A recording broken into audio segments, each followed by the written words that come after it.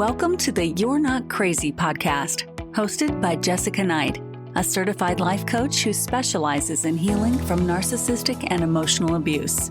This podcast is intended to help you identify manipulative and abusive behavior, set boundaries with yourself and others, and heal the relationship with yourself so you can learn to love in a healthy way. You can connect with Jessica and find additional resources, content, and coaching at emotionalabusecoach.com. Hello, and thank you so much for being here. Before we dive in, I want to go through some of the fine print. And so you can find me at emotionalabusecoach.com or high-conflictdivorcecoaching.com. I have courses that are self-study. I have one-on-one coaching and one-off coaching. The difference is that one-on-one coaching is usually pretty consistent, and I meet with people longish to long-term. One-off sessions are just on the fly. It's basically an hour, and it's a deep dive. And my goal there is to help you get on the other side with a lot of clarity. If you are looking for more content and just trying to wrap your mind around these concepts, you can go to Substack and just type in Jessica Knight Coaching, or you can use the link in the show notes. And my new offering is a private podcast series, which is on the cycle of abuse. It's called Unhooked. It's about mapping out your specific cycle of abuse, and that's going on in your relationship. And this is something that I feel like is so important and is so helpful because it creates movement, especially if you feel like you haven't had it in a while. This is what I did when I started realizing that I was in an abusive relationship, and it was one of the tools that really helped me, and I use it in a lot of areas of my life. And so I want to talk about how some of us know that we're in the cycle of abuse without knowing it. And it's more about like that early fog of emotional abuse and how dizzy and off you might feel when there's dysregulation, guilt, and self-blame going on. And so I remember that I wrote this journal entry during the time before I saw any signs, but I just knew that I was getting more and more exhausted. And I shared it with the therapist at the time. I really tried to stay in my lane this week. I don't feel like I failed, but I do feel defeated. I was proud of myself yesterday. I felt like I was totally wiped emotionally, but I was okay. I was excited to go to the gym and then ended up being behind. And so I drove there and I realized I don't want to go. Instead of pushing, I drove home and had a plan of self-care that included a long shower. I did all of that. And then when I had a few cancellations, I actually laid down, took a nap. All of these things are very traditionally hard for me. Around 2:00, I was changing out laundry and he called. He had just talked to 2 lawyers in a row immediately after his therapy session. And I should have taken that as a sign to pause because clearly he was dysregulated and looking for something from me. And maybe I wasn't in the headspace at all to give it. I listened to him and then pushed back my next call by 2 minutes. And when I hung up, I realized, 1, I could have told him I don't have the time right now. And 2, wow, after dealing with that, I was now dysregulated and I didn't even realize. And how often does he come to emotionally dump on me and that I don't take that space and pause? I think the whole week has felt like this in some way. He's been all over the map and I've been trying to calm myself down and stay in my lane and in my world. And I feel swallowed whole because he sees it as a dismissal when I don't want to be in the fire with him. But right now, I just want to be in my life. He doesn't see he's all over the map. I also know this, but in the moment, it feels like he does know. And this is because he's telling me the problem is me not being there for him when I don't feel there's any way I could be there for him and maintain any autonomy as a person. When I show up, it's never enough. I can't tell him in any way that he needs to take a moment or 5 for him to calm down. I can't have any limits on what I can do or not do without having a major impact on him. Really what I'm saying is I can't have any time that's for me and my thoughts without him taking it as an attack. So I've started to not say anything at all. After an hour, I told him in a quick text that I was feeling overwhelmed and I might not be able to see him tonight, but I was going to handle myself and try and press reset and I'd keep him posted. Just didn't want to blindside him later if I canceled. He responded asking if it was him, if he was the reason, and I said I don't know, but felt like it was just me and I needed to handle myself in a better way. I said it was personal. And it was personal. I need to work on myself and my perspective because I felt so wrapped up into his stuff and noticed my mind kept going on to his stuff and his emotions and how I can help. And it took me out of my life so quickly and it didn't feel good in my body and consistently has not felt good inside. So he immediately went to blame and defense. I said it felt like he had a defense up before I could even answer a question that he was asking. He said that with everything going on, it felt like I was just piling on him and a lot of other things, but that was the main point. So was I supposed to just take it? Am I supposed to just hang out with him even though I'm not okay? Is it okay? Like, I'm saying that I need to press reset, and I clearly needed to press reset earlier today. I'm clearly having a bad day. Well, at one point, how is this me piling on when he can just take care of himself? Maybe he doesn't want to take care of himself. I know this isn't a rational thought, but this shut me down, and it was the moment I felt incredibly unheard. I think I've been holding feelings since our trip, since he had a meltdown, without ever really expressing his emotions, taking over his assessment or his soapbox. So I stopped the conversation. I said I didn't feel heard and we could talk another time. I referenced the homework we had in couples therapy about taking space when we needed it and revisiting in a later time frame. He then went silent for an hour and a half. He told me he was sleeping, but it felt like a total dismissal. And when he got up, I was triggered by his abandonment, which I know was my stuff. And then when I was busy, he kept messaging over and over and over, and I wasn't ignoring, but said I couldn't respond. I texted back saying I can't respond. Within 20 minutes, he called me to ask why I haven't responded to the I love you texts that he sent. When I had immediate disconnect that he called for that reason, he reacted to that too. I literally said, I'm busy. I told you I was busy and I will respond as soon as I get home. And that wasn't enough. I still apparently am supposed to respond to all the I love you texts, but then what happens to all the logistical texts or all the feelings texts that I'm getting at the same time? I told him I'm not getting into a text or call war right now, that I was busy with my kid and she was dancing and wanted to play with me and I wanted the time with her. He was out to eat by himself and asked if he could just come over to relax. He then was texting me about schedules and other logistics, asking me questions, trying to get me to respond. And I didn't see it then, but this is a pattern all the time that he'll ask me a logistical question because he knows that I'll respond if I can, and it's not emotional. So when I did respond, he took that as an opening to just ask me more about emotional things. And just to clear this part up, I am being, if I say what the things are, it's going to expose his personal business, and I don't want to do that. So when I said emotional things, that's what it is. But I'm going to finish reading this. It's almost done. He said he wanted to come over and just relax. And now this is like hour 3005 of him basically saying he needs to regulate with me. And I'm just saying I need to be alone. Well, I gave in because even though I said, no, I don't want you to come over right now, he asked again and showed up, not in relaxing clothes, but rather cowboy boots, jeans, a jacket, and definitely didn't look like he was coming over just to chill or relax as I was sitting on my bed in sweatpants. Nothing about this said relaxing. That's probably all I needed to say, right?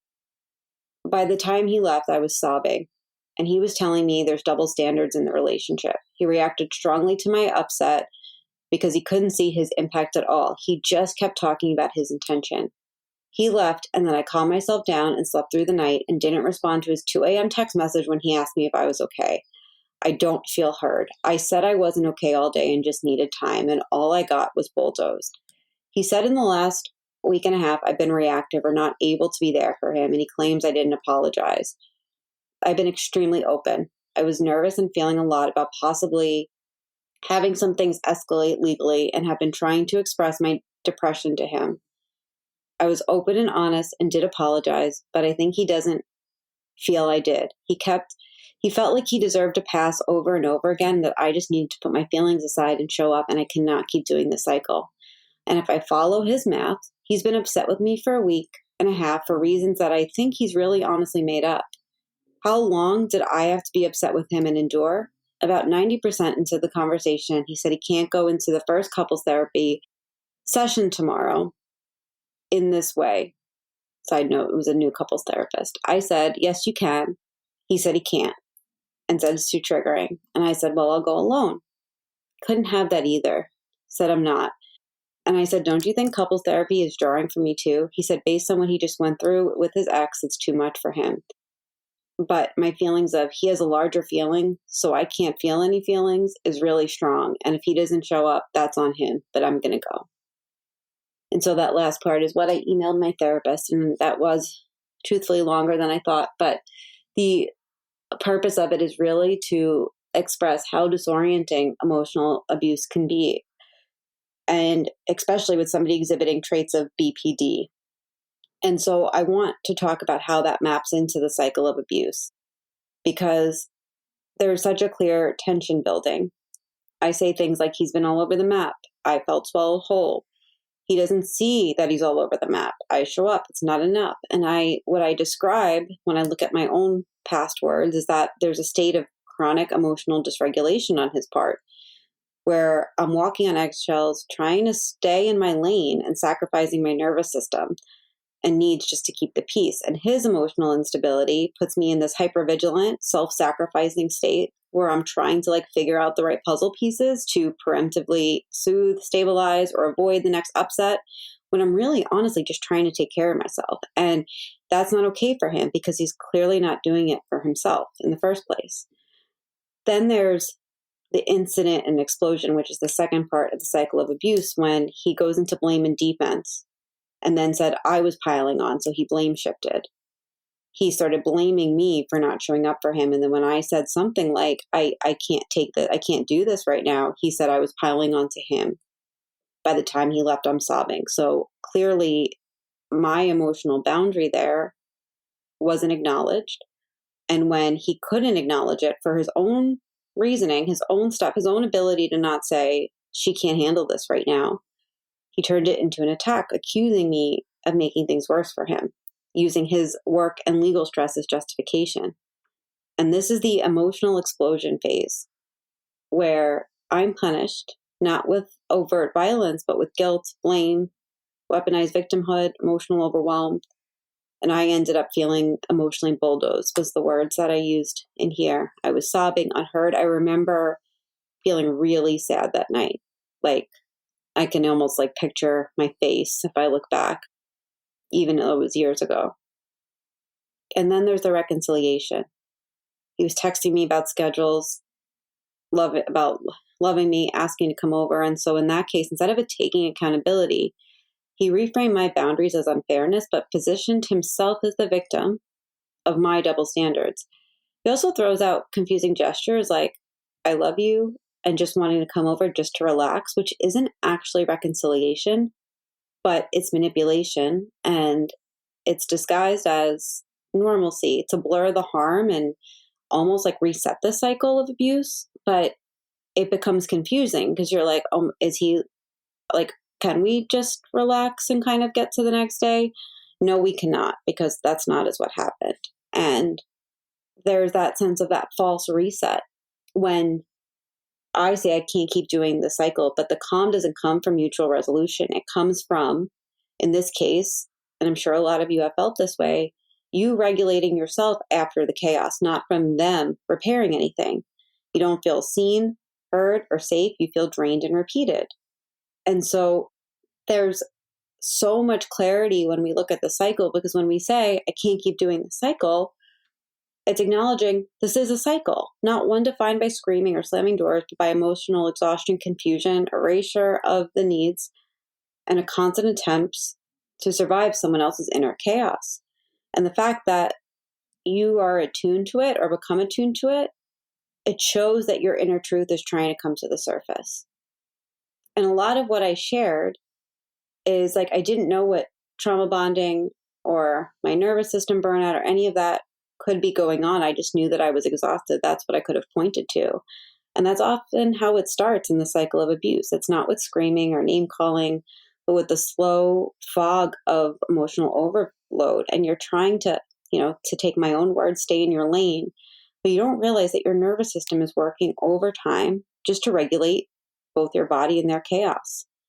And I was finding myself proud for some small things like resting, not pushing through a brutal period, choosing a shower over the gym. And then he is in his own universe, right? He was also a severe procrastinator. So now he's done all these things.